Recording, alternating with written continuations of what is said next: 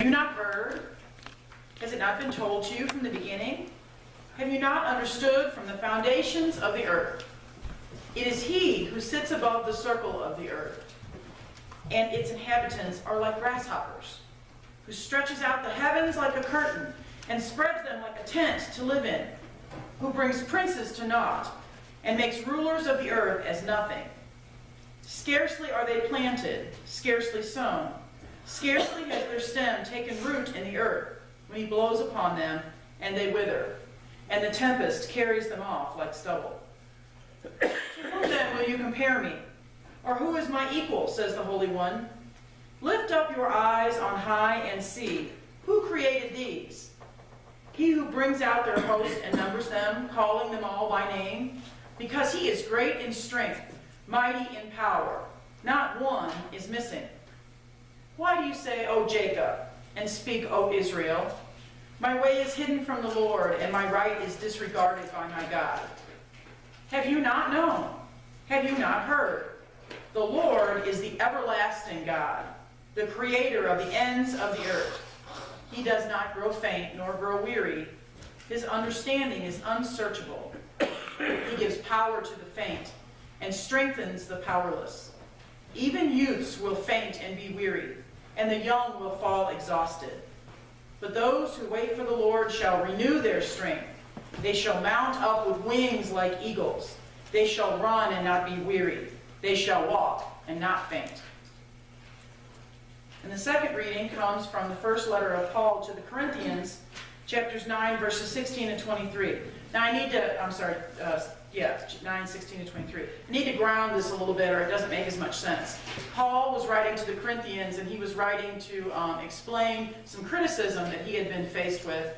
And I'm going to talk about what Corinth was like in a little bit. But he was criticized for working at a trade while he was preaching the word. And so people were criticizing because he was working as a tent maker. And they didn't think he should be doing that. So this is his response to that criticism. If I proclaim the gospel, this gives me no ground for boasting, for an obligation is laid on me. And woe to me if I do not proclaim the gospel. For if I do this of my own will, I have a reward. But if not of my own will, I am entrusted with a commission. What then is my reward?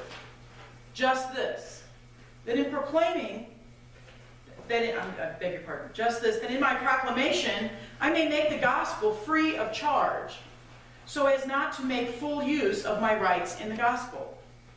For though I am free with respect to all, I have made myself a slave to all, so that I might win more of them.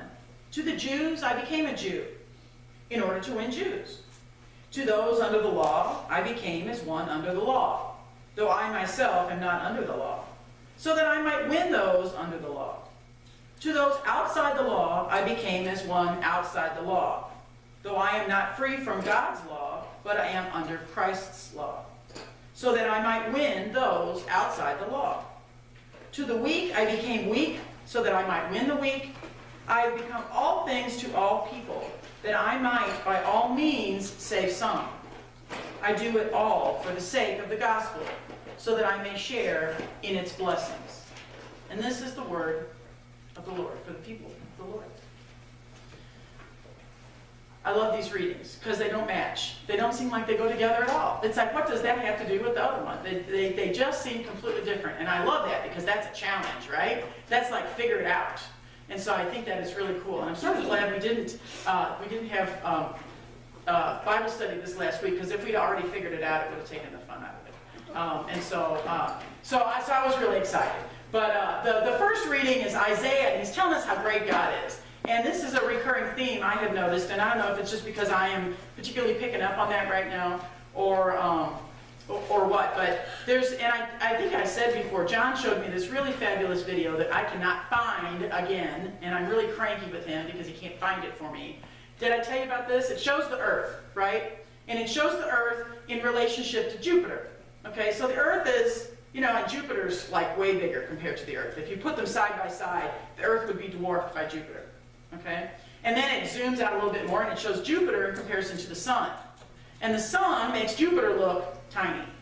And then it goes on to say, well, our Sun is a star, and it's a It's a, get him, Rollo.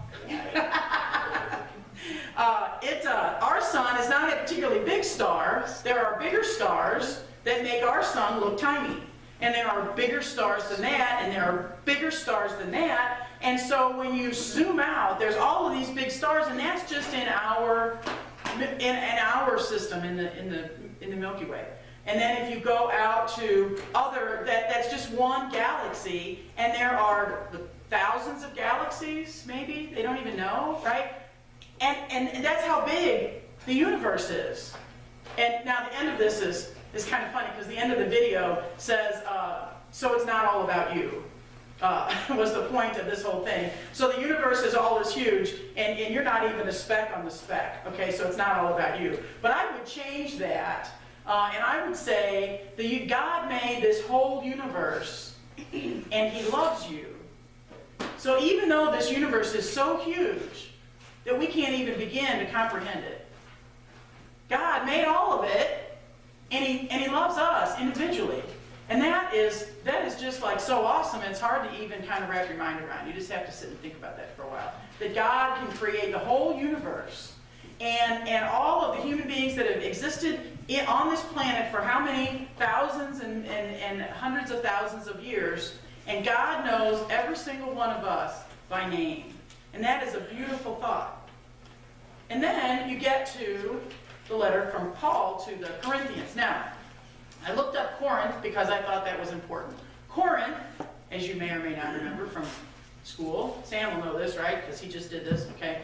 Corinth was a city, it was a Greek city-state, okay? And so it was in Greece, but Greece wasn't united as a country, it was just individual cities that sort of operated as independent countries. And then the Romans took the whole thing over, okay? So Corinth, while it wasn't the center of learning in Greece was Athens, Corinth was the mercantile center. And so Corinth was the biggest, largest, richest city in the Greek Peloponnesus, they call it, the islands, okay, the Greek islands.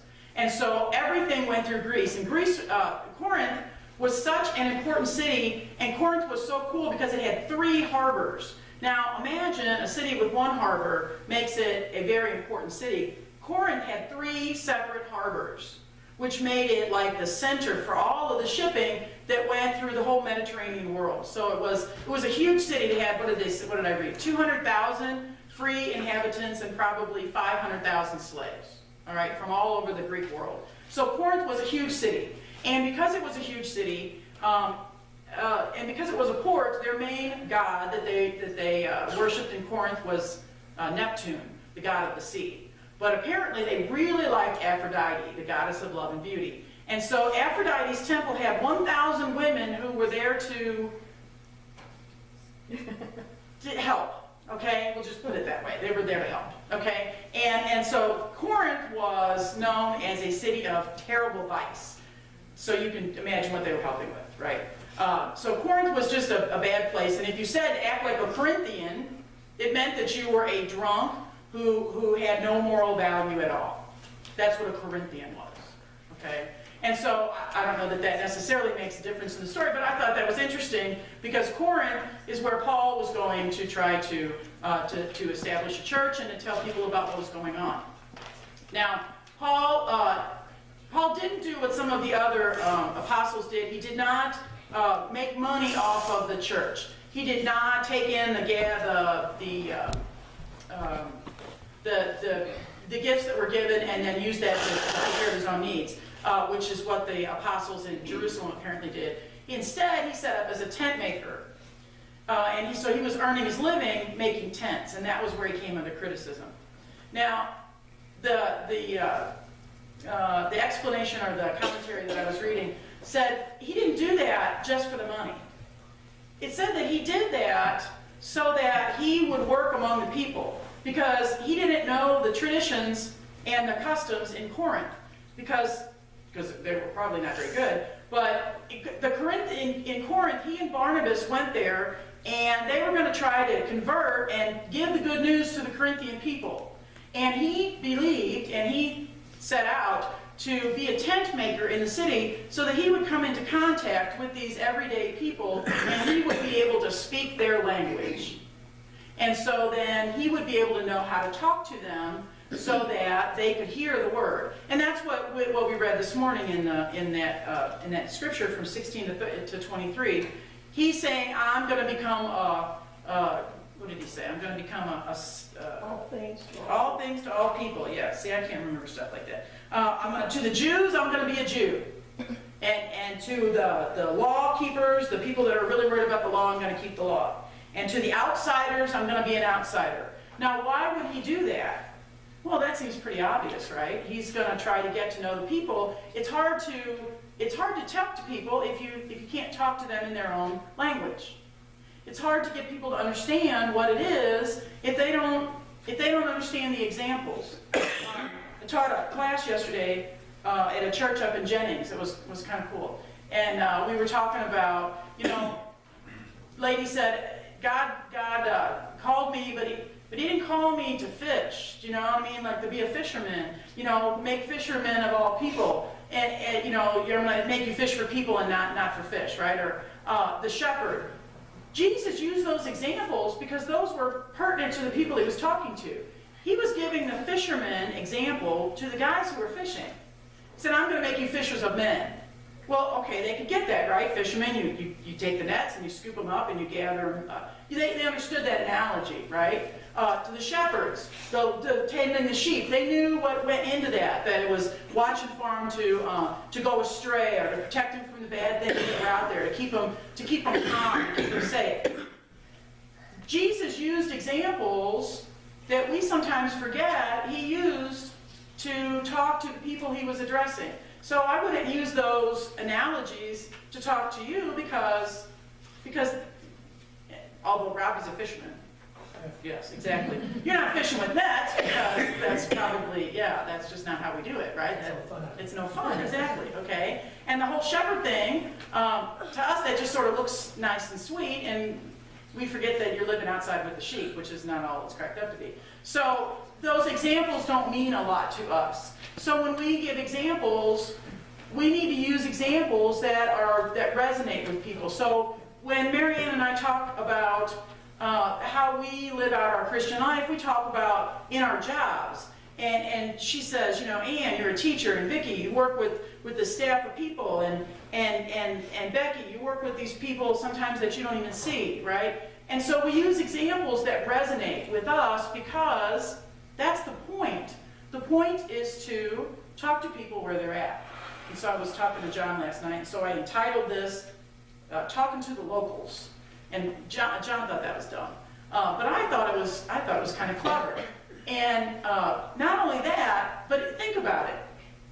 Tie those two pieces of scripture in together now. This great God that created the entire universe wants to talk to us, and He did it in our language because He sent Jesus Christ down to be one of us, to show us how to be really human, how to be fully human. So God sent, and we believe in a triune God, so when God sends Jesus, that's not like a separate person, that's part of God, right? Jesus and God are the same. And so God came down to us in human form. The God that created the universe came down to us in human form to help us understand what it means to be truly human. God was talking to us in our own language, just the way that Paul was, just the way that we need to. So when we talk to people about our faith, or when we live out our lives, we're not going to necessarily use the words of religion to people that don't go to church, because they're not going to know what those things are. Talking about sacraments to people that don't go to church is kind of meaningless, because they don't know what you're talking about. Instead, we talk to people about the love that God has for us, and the care that He has for us, and the need that we have for God. And so those two readings fit together perfectly, because it's showing us the greatness of God. If God's not too big, if God's not too great to become one of us, then what Paul is saying, and what we should take away from this, is that we should not be too great to be one of the people that we want to minister to. That we need to not put ourselves above others, and we sang others, so see, that was the Spirit working like always. We need to not put ourselves above others, but to put ourselves with others, so that we can talk to them in ways that they can understand, and not ways that make us better. We're not doing it to glorify ourselves. Paul said, I'm not preaching the gospel to glorify myself. I'm doing it to bring others the good news. And that's our task too, is that we need to not just be here and sitting and listening to this and saying, oh yeah, good stuff, and then go out of here and keep doing what we're doing. But we need to go out of here and talk to the people and communicate with other people so that they can know what we already know. That this God that made the universe, that made everything in it, knows us and cares about us enough to put himself on our level to show us how to be in relationship with him. And there's no more beautiful thought in the world than that. Amen. All right, let's respond to that with number 601, Thy Word.